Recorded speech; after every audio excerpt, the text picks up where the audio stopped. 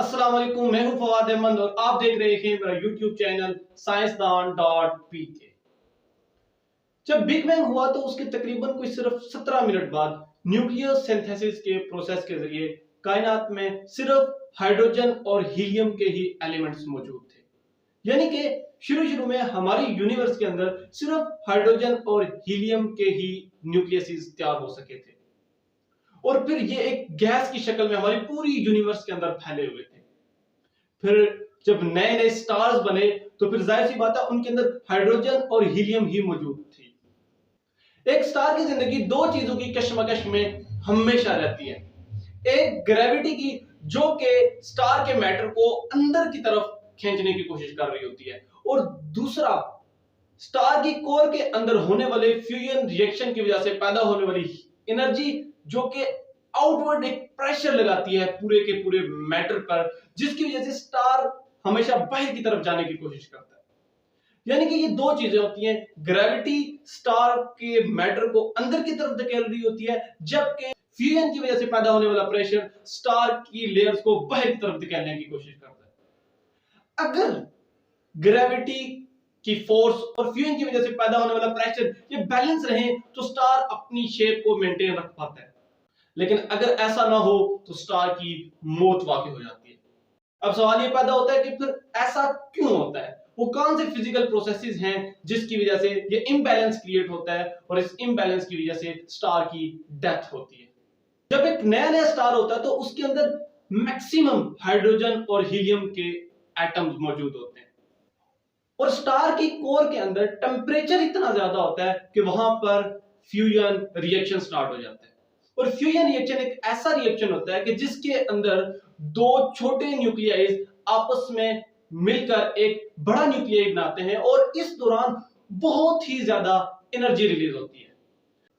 शुरू में यह होता है कि हाइड्रोजन के न्यूक्लियाइज आपस में मिलते हैं और फ्यूज होकर हीलियम का न्यूक्लियस बनाते हैं और इस दौरान बहुत ज्यादा एनर्जी निकलती है।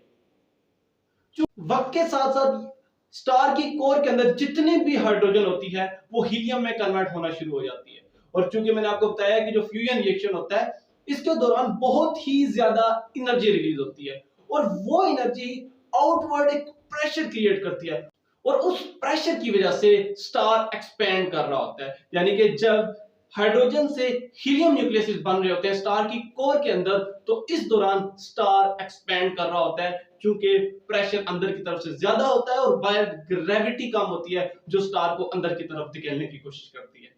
जब सारे के सारे हाइड्रोजन एटम हीलियम के अंदर कन्वर्ट हो जाते हैं तो टेम्परेचर इतना बढ़ चुका होता है कोर का कि अब ये जो हीलियम के न्यूक्लियस बने होते हैं ये भी आपस में फ्यूज होकर हायर एलिमेंट बनाना शुरू कर देते हैं, जिस तरह के ऑक्सीजन और कार्बन है। और फिर जब सारी की सारी हीलियम बर्न होकर ऑक्सीजन और कार्बन बनाती हैं तो फिर टेम्परेचर इतना राइज कर चुका होता है कि फिर वो वाले जो न्यूक्लियाइस हैं वो आपस में फ्यूज होते हैं और फिर नियॉन और सिलिकॉन जैसे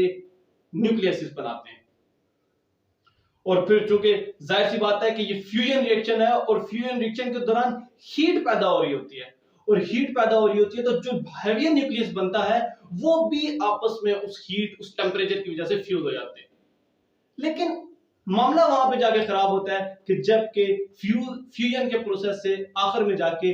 आयरन बनती है। आयरन काफी ज्यादा स्टेबल एलिमेंट है और जब आयरन का न्यूक्लियस बनता है तो वहां पर कोर के अंदर इतना टेम्परेचर इतनी एनर्जी मौजूद नहीं होती कि वो उस आयरन का जो न्यूक्लियस है उसको फ्यूज करवा सके। तो इसकी वजह से क्या होता है, इसकी वजह से टेम्परेचर कोर का डाउन होना शुरू हो जाता है। अब क्या होता है, ग्रेविटी जीतना शुरू कर देती है और क्योंकि अंदर की तरफ टेम्परेचर कम होना शुरू हो गया तो इसका मतलब यह है कि जो स्टार की कोर की तरफ से बाहर की तरफ जो प्रेशर लगता था वो अब लगना कम हो जाएगा और जब ये लगना कम हो जाता है तो इसका मतलब जो ग्रेविटी की बाहर वाली फोर्स है वो ज्यादा होना शुरू हो जाएगी। तो फिर ये होता है कि सिर्फ एक सेकंड की फ्रैक्शन के अंदर ग्रेविटी क्या करती है कि स्टार की बाहर वाले जितनी भी लेयर होती है उनको अंदर की तरफ क्रश कर देती है और स्टार की डेथ हो जाती है। हम इस इवेंट को सुपर नोवा के नाम से जानते हैं और इस इवेंट के दौरान बहुत सारे केमिकल एलिमेंट्स जो कि आयरन से बड़े होते हैं वो बनते हैं